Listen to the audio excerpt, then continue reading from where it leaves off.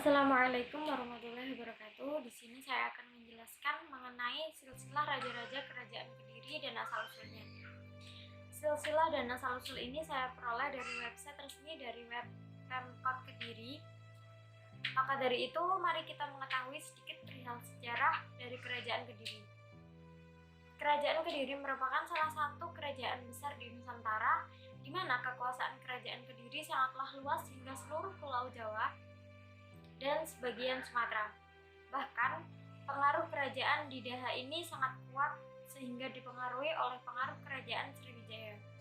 Sisa-sisa kemegahan kerajaan Kediri masih kita temukan hingga saat ini. Di antaranya seperti candi, situs, dan prasasti menggambarkan besarnya kekuasaan kerajaan. Asal-usul kerajaan Kediri. Raja-raja di kerajaan Kediri merupakan keturunan dari Raja Airlangga, yang dimana Raja Airlangga ini berkuasa di kerajaan Medan Kamulan. Di tengah kejayaannya, Airlangga kemudian memindahkan pemerintahan ke wilayah Kahuripan, yang kemudian kerajaan ini disebut dengan Panjalu, dengan pusat pemerintahan berada di Daha. Kisah ini tertuang dalam kitab Negara Kertagama. Airlangga memiliki dua putra, yakni Sri Samarawijaya dan Mapanji Garasakan. Kedua putra Airlangga ini ternyata saling berebut kekuasaan, sehingga terjadilah pembentrokan pada tahun 1041. Yang kemudian Airlangga membagi kerajaannya menjadi dua, yakni Kerajaan Jenggala yang berada di Kahuripan dan Kerajaan Panjalu yang berada di Kediri. Sri Samarawijaya mendapatkan kerajaan wilayah barat, yakni Kerajaan Panjalu, dengan pusat pemerintahan di kota Daha. Sementara Mapanji Garasakan mendapatkan kerajaan wilayah timur yang bernama Jenggala dengan pusat pemerintahan di Kahuripan.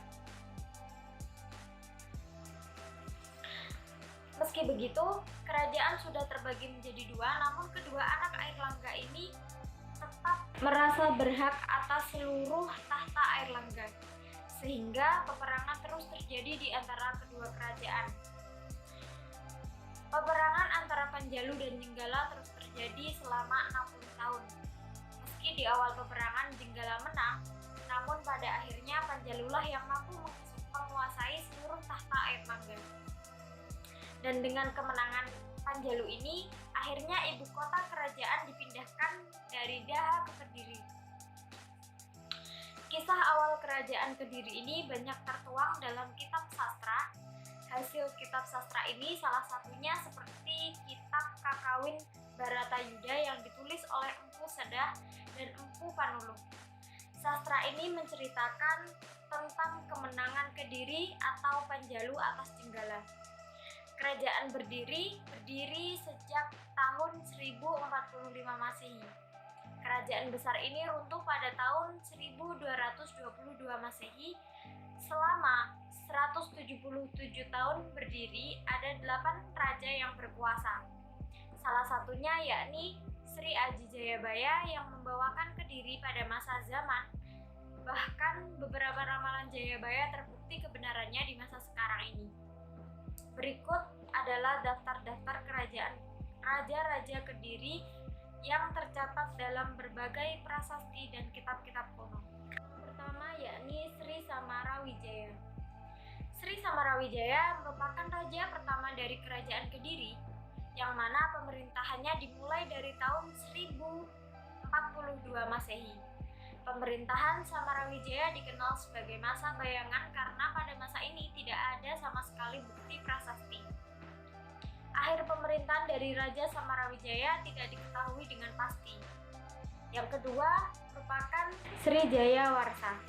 Sri Jayawarsa memerintah di tahun 1104 Masehi, yang kemudian Sri Jayawarsa ini memiliki gelar sebagai Sri Maharaja Jayawarsa Dikjaya Sastra Prabu. Kisah Raja Jayawarsa tercatat dalam prasasti Sirah Keting tahun 1104 Masehi. Dalam prasasti ini dikisahkan jika Sri Jayawarsa sangat mencintai semua rakyatnya, bahkan dirinya selalu berusaha untuk meningkatkan kesejahteraan seluruh rakyatnya. Dari Prasasti Panumbangan tahun 1120 Masehi hanya menyebut makamnya yakni di daerah Gajahpada. Yang ketiga yakni Raja Baweswara.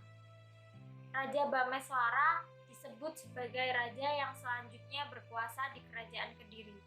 Hal ini diketahui dari isi prasasti Pikatan tahun 1117 Masehi.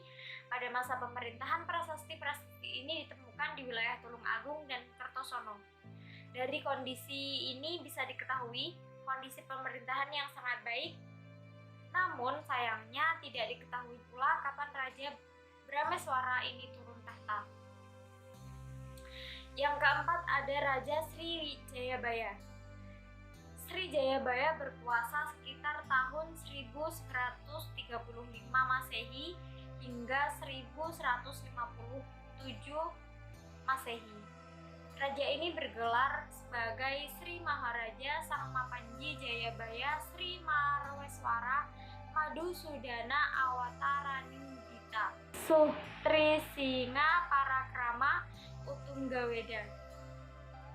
Pada masa pemerintahan Jayabaya, Kerajaan Kediri mencapai puncaknya. Pada masa tersebut, Panjalu mampu mengalahkan Jenggala dan menguasai seluruh tahta Airlangga.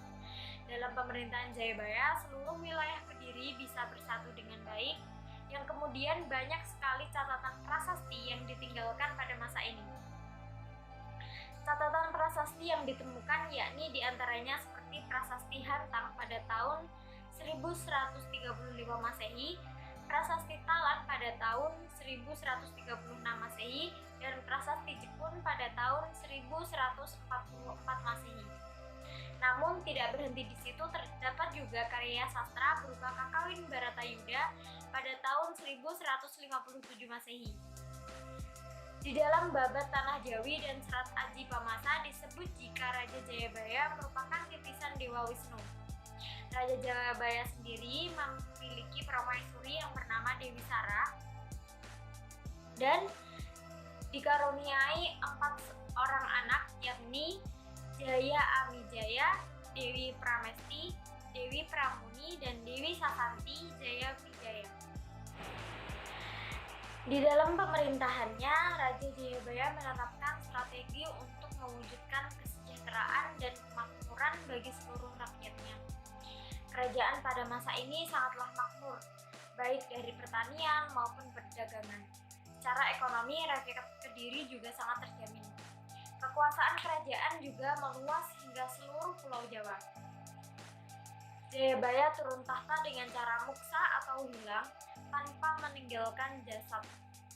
Sebelum menghilangnya Jayabaya, beliau terlebih dahulu di Desa Menang, Kecamatan Pagu, Kabupaten Kediri, yang kemudian setelahnya mahkota dan juga pakaian kebesarannya dilepas, lalu Raja Jayabaya menghilang.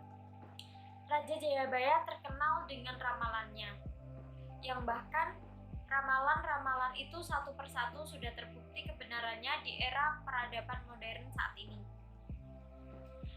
Yang kelima yakni Raja Sri Sarweswara.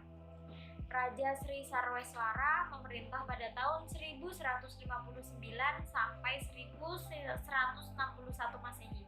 Raja ini bergelar sebagai Sri Maharaja Rakai Sirkan Sri Sarweswara Janardana Watara Wijaya Agraja Sama Singhadani Waryawirya Parakrama Dikjaya Utuk Gadewa. Sri Sarweswara merupakan salah satu raja Kediri yang terkenal sebagai raja yang sangat religius dan juga berbudaya.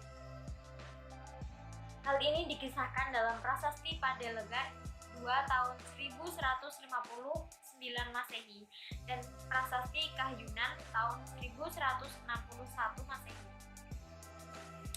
Sebagai raja yang taat agama dan budaya, Prabu Sarweswara memegang teguh prinsip Tatwam Asi yang artinya dikaulah itu pemikiran ini berarti dikaulah semuanya itu. Semua makhluk adalah engkau. Tujuan hidup manusia menurut Prabu Sarweswara yang terakhir adalah moksa, yang berarti pemanunggalan jiwatma dengan Paratma.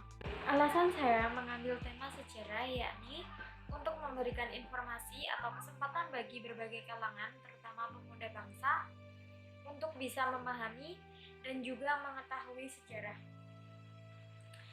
Lebih dapat menghargai perjuangan para tokoh-tokoh terdahulu yang berjasa dalam membangun negara tersebut. Maka dengan begitu kita sebagai anak bangsa bisa melanjutkan perjuangan yang ada supaya tercipta negara yang maju, beretika, dan juga berbudaya luhur. Sekian dari saya. Wassalamualaikum warahmatullahi wabarakatuh.